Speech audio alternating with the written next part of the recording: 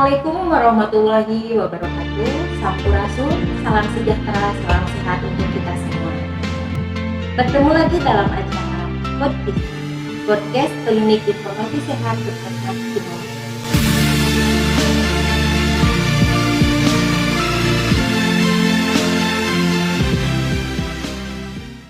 Pada kesempatan ini kita kedatangan narasumber perawat terbaik dari Puskesmas Cimalaga. Beliau menjabat sebagai pengelola program HIV/AIDS. Beliau adalah Ibu Lila. Selamat datang Ibu. Baik, sahabat podcast yang berbahagia, adapun tema pada kesempatan kali ini adalah mengenai HIV/AIDS. Baik Ibu, mungkin pertanyaan yang pertama ya. Kalau penyakit HIV itu apa sih Bu, HIV/AIDS itu? Baik, penyakit HIV yaitu penyakit infeksi yang menyerang imun tubuh kita. Oh, begitu. Lantas kalau AIDS-nya itu sendiri apa? Nah, baik, kalau AIDS-nya yaitu penderita HIV yang sudah ada penyakit infeksi penyertanya, diantaranya misalkan penyakit TBC atau penyakit-penyakit yang lainnya seperti ada borok-borok yang adanya kandidiasis itu atau diarenya yang sering gitu. Oh begitu. Iya. Berarti seseorang yang sudah terinfeksi HIV belum tentu bisa langsung jadi AIDS ya, tapi Belum. kalau AIDS sudah pasti dia HIV begitu. Iya, belum. Kalau penderita HIV itu dia sudah terdeteksi ada kuman di dalam tubuhnya, itu dianjurkan si penderita itu untuk meminum obat ARV, insya Allah tidak akan terjadi AIDS. Oh begitu. Ya. Jadi ada rentang waktu ya antara Ada dari rentang HIV waktu, untuk ya. Menjadi AIDS seperti itu. Betul. Baik Ibu. Kalau penularannya dari penyakit ini tuh Ya. seperti apa gitu? Penularannya tadi saya udah diinikan ya. Penularan penyakit HIV itu melalui hubungan seks bebas atau hubungan lebih dari beberapa orang. Ada pula dari ibu ke anak, misalkan ibu hamil dengan ODA. Kalau ibu tersebut tidak meminum obat, bisa aja menularkan kepada anaknya. Kemudian ada penderita misalkan sudah mendapatkan donor darah tapi dari penderita yang mengidap HIV. Kemudian ada juga yang dari pemakai penasun menggunakan jarum suntik bersama-sama. Ya baik Bu, ada yang menarik nih. Tadi yang dari ibu ke anaknya ya Bu. Betul. Ya mungkin kita orang awam belum nggak mengerti gitu. Yeah. Kok ibu bisa nurun ke anaknya gitu? Yeah. Apakah ini melalui cara apa gitu Bu ini bisa nurun? Atau seorang ibu yang sudah terinfeksi HIV itu apakah dia tidak boleh hamil? Atau bisa gitu Bu misalnya seperti itu? Baik. Ibu yang sudah mengidap ODA ya, sebetulnya boleh hamil setelah hasil pemeriksaan viral load atau CD4-nya sudah membaik. Tapi yang tadi menularkan ke anak itu bahwa ODA itu tidak meminum obat ARV. Makanya di Puskesmas Cimalaga untuk deteksi dini untuk menemukan penderita HIV itu dimulai dari ibu hamil yang trimester pertama, kemudian penderita TBC yang baru, kemudian dari catin, semua itu diperiksakan PCT untuk mendeteksi penderita penyakit HIV. Oh begitu ya Bu ya. Ya. Jadi bisa terdeteksi sedini mungkin ya Bu Sedini ya. mungkin.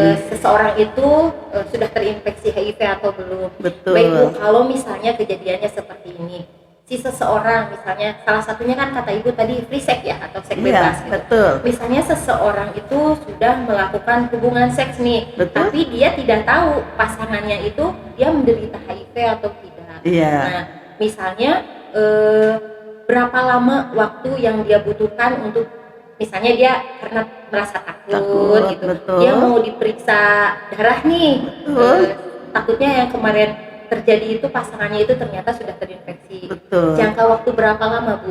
Misalnya dari seseorang itu melakukan hubungan sampai bisa diperiksa darahnya. Biasanya kalau cara penularan HIV itu bisa lama sekali, bisa 5 sampai 10 tahun. Nah, tapi kalau yang berisiko 3 tahun pun bisa terdeteksi. Misalkan seperti populasi kunci ya. Populasi kunci itu terdiri dari LSM, WPS, ya tadi penasun, tapi itu sangat sulit untuk menjangkau ke populasi kunci itu. Kita baru melaksanakan ke yang tadi 3 itu, ibu hamil, penderita TBC, baru sama catin, calon pengantin. Nah, untuk penjangkauan ke populasi kunci, kita memerlukan bantuan LSM atau WPA. Kalau populasi kunci itu apa, Bu?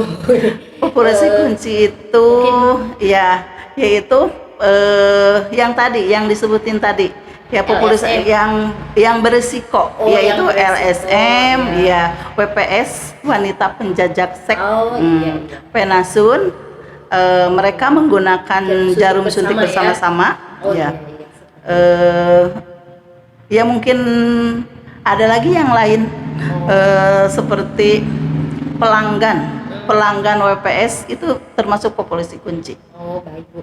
Berarti kalau demikian tadi Ibu di depan mengatakan bahwa bisa 3 tahun ya, Bu ya? 3 tahun, 5 sampai 10 tahun, ya.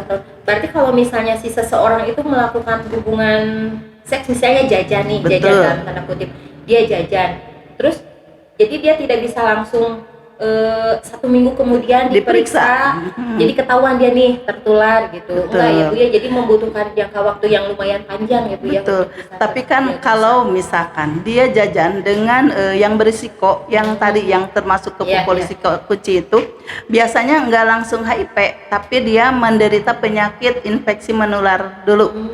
Mereka mempunyai tanda dan gejala dulu. Misalkan tanda dan gejalanya, mohon maaf, kalau perempuan misal gatal-gatal di daerah kelaminnya, kewanitaannya, atau keluar cairan, tercium bau, bisa saja datang ke puskesmas dan dia diperiksakan untuk penyakit tersebutnya, apakah ada gonorrhea atau gimana. Sekalian kita lakukan pemeriksaan PCT, apakah PCT-nya itu positif atau tidak.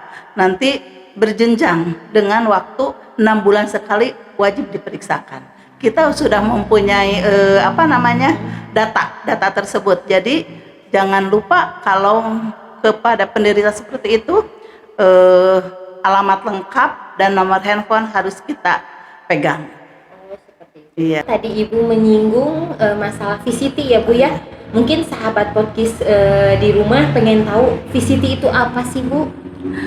PCT itu singkatan dari Voluntary Counseling and Testing, yaitu pemeriksaan dini, pemeriksaan secara dini untuk mendeteksi penyakit HIV melalui darah. Oh, begitu. Apakah di Puskesmas Cimalaka ini sudah ada, Bu, pelayanan untuk itu? Sudah ada. Kebetulan Puskesmas Cimalaka untuk sahabat podcast sudah ada PDP, perawatan dukungan pengobatan. Kemudian kita juga sudah mempunyai jadwal untuk PDP, yaitu hari Kamis dan hari Sabtu. Alhamdulillah, selain penderita yang sudah ada di puskesmas, kita juga kedatangan dari rujukan-rujukan dari puskesmas, bisa dari luar daerah pun berdatangan ke puskesmas kami. Oh, begitu. Berarti, Bu, kalau misalnya seseorang nih yang tadi saya ulang lagi ya, Bu ya, ke belakang, bahwa seseorang yang sudah dalam tanda kutip jajan nih, Bu, pengen diperiksa, di sini kan sudah ada kata Ibu tadi ya, di Puskesmas Cimalaka ada pelayanan. Alurnya seperti apa, Bu? Apakah kerahasiaannya mungkin? Kan rata-rata itu untuk diperiksa penyakit ini ada takut, takut stigma, seperti itu, Bu. Seperti apa, Bu, alurnya? Baik. Untuk sementara di PDP kita, nama saya mungkin sudah disebar luas sebagai pengelola penyakit HIV. Jadi masing-masing puskesmas itu mempunyai pengelola penyakit HIV. Bahkan nomor WA saya pun sudah disebar ke masyarakat ya. Jadi masyarakat tidak perlu takut untuk stigma tersebut. Jadi siapapun yang membutuhkan konseling atau pemeriksaan PCT langsung menghubungi saya. Begitu ya Bu ya. Iya. Jadi jangan takut untuk datang ke sini, kerahasiaan pasiennya juga dijamin Insya ya Bu ya. Allah Terus akan terjamin. amin. Berarti jangan ragu-ragu lah untuk datang ke sini untuk Ya. memeriksakan ataupun konseling dibuka ya Bu ya, Betul. seperti itu. Baik Bu, berarti sudah terjadwal ya Bu ya di sini untuk Insya Allah pelayanannya. sudah terjadwal. Kalau untuk biayanya mungkin sahabat podcast di sini pengen tahu biayanya berapa? Jangan Bu? takut dengan masalah biaya ya. Apalagi yang mempunyai BPJS dia nol. Oh, gratis Tidak, ya Bu ya. gratis semua. Tinggal ada kemauan ke sini betul. untuk diperiksa. Bahkan yang tidak mempunyai BPJS pun kalau dibandingkan dengan rumah sakit itu 90.000 ya. Kalau di puskesmas kita sesuai dengan retribusi hanya 10.000. Oh. Tapi obat sesama dengan apa yang didapat dari puskesmas dari rumah sakit. Oh begitu ya Bu ya. Nah ini ada pertanyaan tapi mungkin rada ngulang ke belakang nih ya Bu ya. Boleh. Misalnya nih kan tadi Ibu udah jelaskan bahwa penularannya itu melalui ibu ke anak, hubungan Betul. seks bebas, Betul. kemudian pengguna penasun ya Bu ya. Betul. Berarti kalau secara saat ini nih biasanya orang yang terkena HIV itu dikucilkan lah istilahnya. Stigma takut ya, tertular. Iya, stigma, seperti ya. itu. Berarti tidak akan menular melalui ngobrol gini, sentuhan Betul. tangan, berarti nggak ya Bu ya? Betul, tidak. Jadi kita sebagai tenaga kesehatan ya jangan menstigma atau beranggapan akan tertular dari itu. Kita berciuman pun pipi dengan pipi tidak akan tertular. Bersentuhan, bersalaman atau minum dengan satu gelas bersama-sama tidak akan menular karena ya penularannya itu ya tadi hubungan seks bebas dari donor darah atau dari menggunakan jarum suntik bersama-sama. Iya, berarti Gitu. dengan begitu lingkungan sebenarnya itu bisa menjadi pendorong penyemangat ya buat Betul. penderita itu, jangan sampai dia merasa minder gitu Betul. seperti itu. Jadi dia bisa bersosialisasi normal Secara seperti yang normal. lainnya. Bahkan lebih takut dengan penderita TBC. Kalau TBC kan melalui udara ya. Iya, Kalau HIV itu hanya dengan hubungan seks bebas. Ya, gitu. jadi butuh dukungan ya Bu ya Betul. sebenarnya seseorang yang sudah terdiagnosa terkena penyakit HIV. Baik Bu, mungkin ini ada sedikit pertanyaan ya. Dari tadi Baik. pertanyaan aja ya Bu ya. Pokoknya begini, kalau obat HIV itu apa sih Bu? Ya. Katanya kan kalau di TV mah cenah ku cucuk ikan hiu, cenah gitu ya. Sebenarnya obatnya udah ada nggak Bu gitu? Ya. Apa obatnya? Untuk saat ini penderita HIV itu pengobatannya itu dengan ARV ya. ARV itu antiretroviral.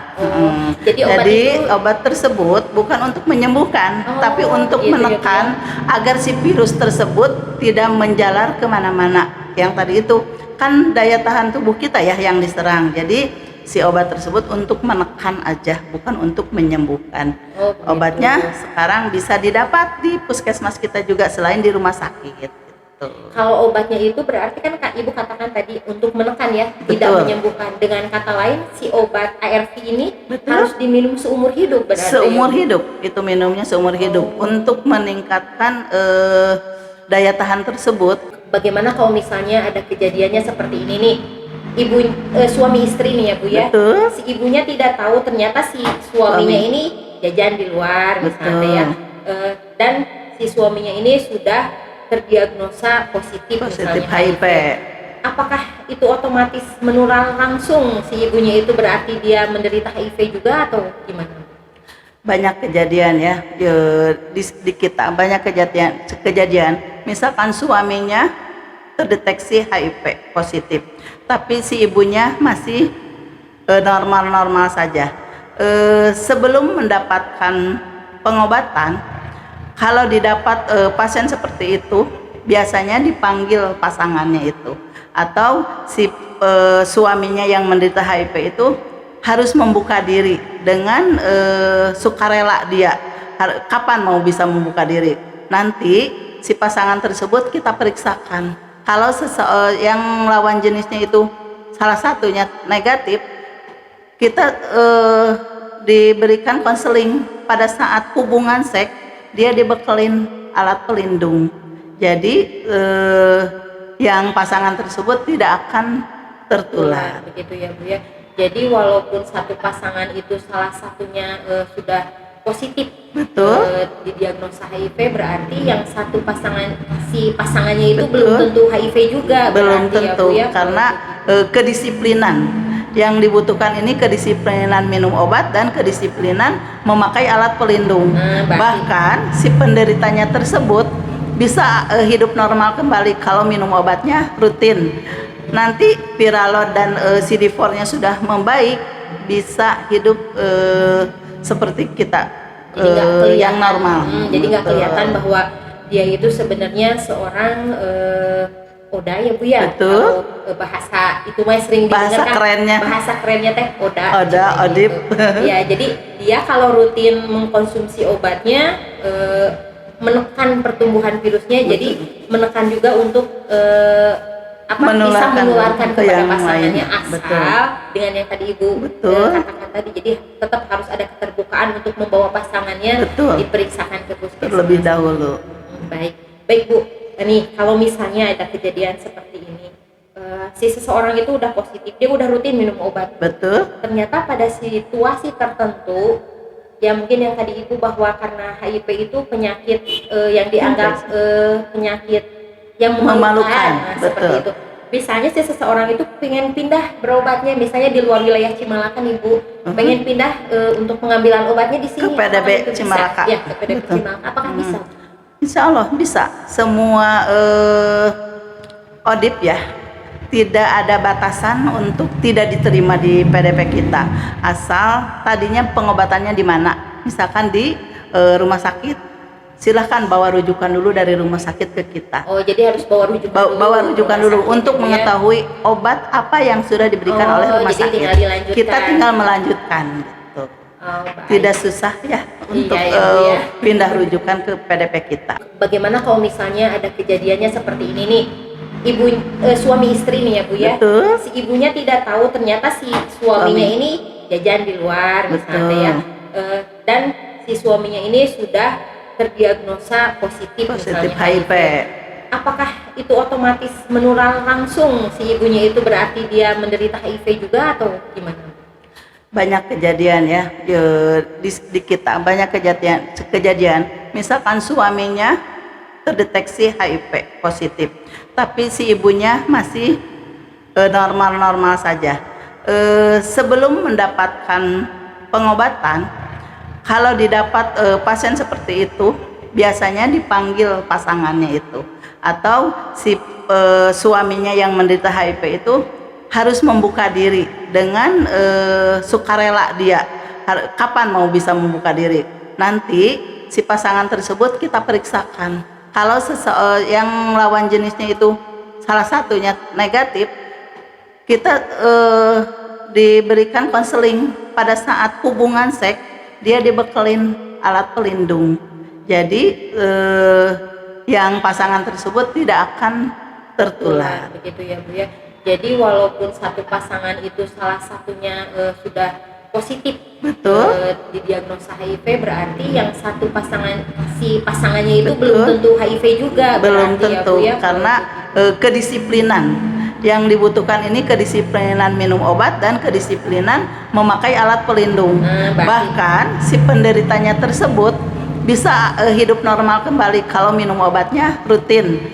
Nanti Piralot dan CD4-nya sudah membaik, bisa hidup seperti kita yang normal. Jadi nggak kelihatan bahwa dia itu sebenarnya seorang Oda ya Bu ya. Betul. Kalau bahasa itu mah sering bahasa kerennya. Bahasa kerennya teh Oda. Oda, Odip. Ya, jadi dia kalau rutin mengkonsumsi obatnya menekan pertumbuhan virusnya. Jadi menekan juga untuk bisa menularkan kepada pasangannya, asal dengan yang tadi Ibu katakan tadi. Jadi tetap harus ada keterbukaan untuk membawa pasangannya diperiksakan ke puskesmas terlebih dahulu. Baik Bu. Nih kalau misalnya ada kejadian seperti ini, si seseorang itu udah positif, dia udah rutin minum obat. Betul. Ternyata pada situasi tertentu, ya mungkin yang tadi Ibu bahwa karena HIV itu penyakit yang dianggap penyakit yang memalukan, nah, seperti itu. Misalnya si seseorang itu pengen pindah berobatnya, misalnya di luar wilayah Cimalaka nih Bu, pengen pindah untuk pengambilan obatnya di sini. Ke PDB Cimalaka. Ya, ke PDB Cimalaka. Apakah bisa? Insya Allah bisa. Semua ODIP ya, tidak ada batasan untuk tidak diterima di PDP kita. Asal tadinya pengobatannya di mana? Misalkan di rumah sakit, silahkan bawa rujukan dulu dari rumah sakit ke kita. Oh, jadi harus bawa rujukan dulu. Bawa rujukan dulu untuk mengetahui obat apa yang sudah diberikan oleh rumah sakit. Kita tinggal melanjutkan gitu. Tidak susah ya untuk pindah rujukan ke PDP kita. Dari awal kita Ibu mungkin ya, Ibu udah menjelaskan mengenai apa itu HIV, cara penularannya, pengobatannya. Betul. Nah, mungkin Ibu mau berbagi pengalaman ya Bu ya. Selama Ibu menjadi petugas HIV/AIDS di puskesmas ini, apakah Ibu pernah mendapatkan tekanan gitu nih pada saat Ibu melaksanakan penjaringan seperti itu? Gimana itu? Ya. Baik, kalau untuk penekanan insya Allah tidak ya selama ini. Tapi kalau saya boleh mengungkapkan, sebagai pengelola HIV itu unik dan harus sabar, harus banyak mengalah. Karena apa? Pasien itu tidak semua mau terbuka karena itu stigma itu. Misalkan si penderita udah konsultasi, udah kita konseling, udah diobatin di sini. Contoh kecil, si pasien tersebut tidak mau ngambil obat ke ruang obat sendiri, tapi kita sebagai pengelola harus mengalah, kita yang ambilkan. Kami untuk sementara ruang PDP itu di belakang UGD, tapi kan obatnya tetap di ruang obat. Nah itu uluran tangan kita sebagai pengelola petugas HIV itu di situ harus berperan. Kemudian kalau hambatan kami di sini masih mempunyai hambatan untuk penjaringan populasi kunci. Di sini di wilayah Puskesmas Cimalaka sangat sulit untuk menjaring ke penasun. Sebetulnya pasti akan banyak itu penasun di sini, tapi untuk penjaringannya sangat sulit karena kita juga harus bekerja sama dengan LSM yang di sini notabene-nya yang berhubungan dengan penasun itu kan ada yang khusus maksudnya. Kemudian untuk penjaringan ke WPS kita sudah mencoba tengah malam, bahkan kalau ada bocoran itu bahwa kita akan deteksi dini melakukan PCT di tempat, tapi sudah ada bocoran kita sudah datang hilang. Jadi hilang sasarannya ya Bu. Betul. Jadi itu yang pernah saya rasakan di penjaringan aja. Kalau selama pelayanan alhamdulillah tidak mempunyai hambatan, asal kitanya aja bisa membawa diri, bisa masuk ke dunianya mereka, jadi mereka merasa nyaman dan percaya ke kita, pasti mereka juga akan uletlah dengan kita. Jadi Bu, selama ini apakah sudah ada Bu nih yang pindah gitu ke Puskesmas Cimalaka? Karena kan kalau menurut saya ya Bu ya, dari penjelasan Ibu tadi, sepertinya berobat di sini tuh lebih kerahasiaan si penderita itu lebih dijamin, lebih terjamin. Kenapa? Karena Ibu untuk obatnya Ibu ambilkan sendiri misalnya untuk diberikan, jadi tidak si pasiennya yang antri di klinik di ruang obat, di loket obat gitu. Betul. Si pasiennya tidak antri di loket obat, tapi Ibu yang mengambilkannya gitu. Betul. Jadi si pasiennya mungkin menunggu di ruang konseling ya Bu ya. Betul, di ruang PDP. Oh ya, di ruang PDP. Di ruang ya, PDP. Alhamdulillah kita mempunyai awal sebelum menjadi PDP kita mempunyai pasien itu 23. Sementara sekarang sudah mencapai 32 karena ada rujukan-rujukan dari rumah sakit yang domisilinya yang tadinya kita tidak tahu bahwa di Puskesmas Cimalaka itu dia sudah menjadi ODIP, tapi sekarang mereka pada pindah ke kita. Mungkin dari mulut ke mulut bahwa pelayanan di kita bisa menjaga kerahasiaan kita. Sebetulnya Trijero itu ya sudah tidak ada stigma lagi salah satunya, tapi kan tetap stigma masih sangat tinggi di kita. Nah, yang untuk pindah rujukan alhamdulillah sekarang sudah banyak, bahkan dari wilayah luar pun sekarang sudah bermunculan pindah ke PDP kita. Oh begitu. Sebentar Bu, tadi Ibu bilang Trijero ya Bu ya? Betul. Trijero itu apa Bu? Trijero itu di tahun 2023 awalnya sudah tidak ada ODA baru, sudah tidak ada kematian akibat ODIP, dan tidak ada lagi stigma. Oh begitu ya. Lantas tindakan apa atau pembinaan, apakah sudah ada pembinaan dari Ibu gitu untuk mencapai Trijero tadi tersebut? Betul. Baik, untuk Trijero sebetulnya pembinaan kepada yang belum menderita HIV dimulai dari ke anak sekolah dulu. Kita sudah bekerja sama dengan petugas remaja ya untuk melakukan penyuluhan tentang seks bebas pada anak sekolah, baik itu ke SMP, ke SMA. Kemudian kita juga melakukan penyuluhan ke desa-desa pada saat posyandu atau ada pertemuan rutin kader, kita melakukan penyuluhan seperti itu. Kemudian yang sudah menderita penyakit HIV biasanya ada wadah-wadahnya, misalkan LSL dengan LSL itu ada LSM-nya. Kita terus melakukan penyuluhan atau pada WPS misalkan.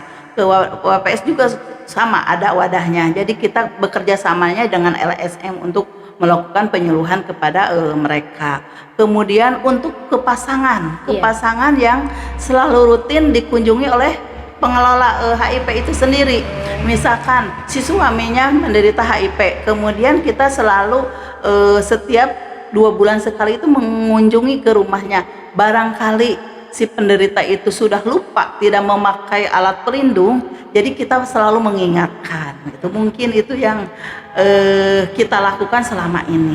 Ya, termasuk tadi kan dikatakan bahwa ARV itu harus diminum setiap hari. Betul, ya Bu ya. mengingatkan minum ARV, mengingatkan pencegahan ke pasangan gitu. Ya, baik Bu, kalau misalnya di penyakit HIV ini ya Bu ya, Betul. kan kalau untuk di TB ada PMO nih Bu, Betul. pengawas minum obat.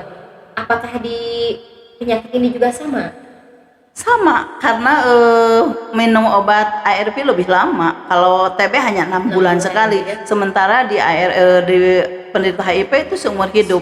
Biasanya pasien itu yang dijadikan PMO, misalkan kalau suaminya kan itu pasangan ya, udah otomatis istrinya yang jadi PMO. Tapi yang lebih sulit itu untuk anak remaja yang biasanya yang LSL. Anak remaja tidak diketahui oleh orang tuanya, itu sangat sulit untuk memilih PMO-nya. Biasanya secara perlahan kita terus melakukan pendekatan agar pasien tersebut mempunyai PMO, agar di saat dia terpuruk ada yang menolong untuk dirinya. Biasanya si penderita tersebut memilih ke orang yang lebih dekat, yang lebih percaya di keluarga tersebut. Seperti itu. Menarik sekali ya sahabat podcast mengenai penyakit HIV/AIDS ini. Baik Bu, tadi Ibu sudah menjelaskan mengenai bagaimana pembinaannya, terus bagaimana cara pencegahan penyakit tersebut. Nih, apabila seperti ini Bu, seseorang itu maksudnya orang yang berisiko, gitu ya, tapi dia tidak mau memeriksakan karena kenapa? Kata tadi takut, malu ya. Seperti itu. Jadi dia tidak diperiksa, tidak diobat, padahal tanpa dia ketahui dia sudah mengidap penyakit tersebut. Betul. Itu apa Bu akibatnya? Nanti ya yang tadi saya bilang itu yaitu udah ada IO ya, infeksi selain penyakit HIV. Misalkan dia datang dengan TBC, dia diobati, diperiksa sekaligus kan itu diperiksakan juga PCT-nya. Nah, di situ akan diketahui bahwa penderita yang tadinya tidak mau diperiksakan, lama kelamaan dia ada penyakit penyerta infeksi yang lain. Nah, pada saat itu biasanya diketemukan. Seperti itu Ibu.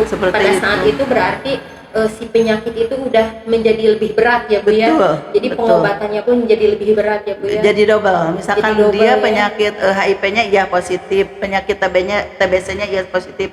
Jadi dia minum 2 macam obat obat ya, Bu, ya. sekaligus. Betul. Berarti penyakit ini kalau memang tidak tertangani Secara lebih cepat, dini, betul. bisa mengakibatkan komplikasi penyakit Komplikasi begitu ya Bu ya. penyakit, betul. Atau bahkan mungkin bisa menyebabkan kematian Bu. Bisa sekali karena daya tahan tubuh yang diserangnya. Jadi kita sangat rentan lah dengan penyakit HIV itu. Makanya kami selalu menghimbau ya ke masyarakat, jangan ada lagi stigma karena si penderita itu agar secara sukarela untuk memeriksakannya lebih dini Betul, gitu. betul. Apalagi dengan adanya PDP di puskesmas kita tercinta ini, semakin banyak yang berisiko untuk berlomba untuk memeriksakan dirinya dan untuk mendapatkan pengobatan secara dini juga. Baik Ibu, semoga perbincangan kita hari ini bisa membuka ya Bu ya, membuka wawasan sahabat podcast semua. Mungkin yang saat ini mungkin sedang menonton Bu, Betul. yang tadinya takut untuk diperiksa, atau Betul. saya nggak punya uang nih untuk diperiksa, Betul. tapi saya punya BPJS, berarti mau segera datang ke puskesmas Dan tidak mempunyai BPJS pun hanya bisa 10.000. ya Bu ya, hanya Betul. Rp10.000. Semoga perbincangan kita hari ini bisa membuka wawasan dan menambah pengetahuan untuk kita Betul. semua. Baiklah, kali ini kita udah sampai di penghujung acara ya Bu ya. Tapi sebelumnya barangkali ada closing statement dari Ibu untuk sahabat podcast di rumah. Baik, untuk sahabat podcast semua, bahwa kita dari mulai sekarang berperilakulah secara sehat. Jangan melakukan hubungan seks bebas. Kemudian yang sudah mempunyai pasangan, setialah dengan pasangannya. Kemudian kepada orang tua, kita jangan segan-segan dan jangan lupa selalu mengawasi anak-anak kita. Jangan sampai terjadi penyimpangan-penyimpangan seks dan terjerumus dengan nafja atau menjadi penasun. Itulah mungkin saran dan pesan dari kami, semoga bermanfaat untuk sahabat podcast. Baik Ibu, terima kasih atas kehadirannya, atas informasinya, atas ilmunya di acara podcast kita hari ini. Kepada sahabat podcast di rumah, saya Ida Nur Hidayati dan narasumber kita Lia Marliana sebagai pengelola program HIV.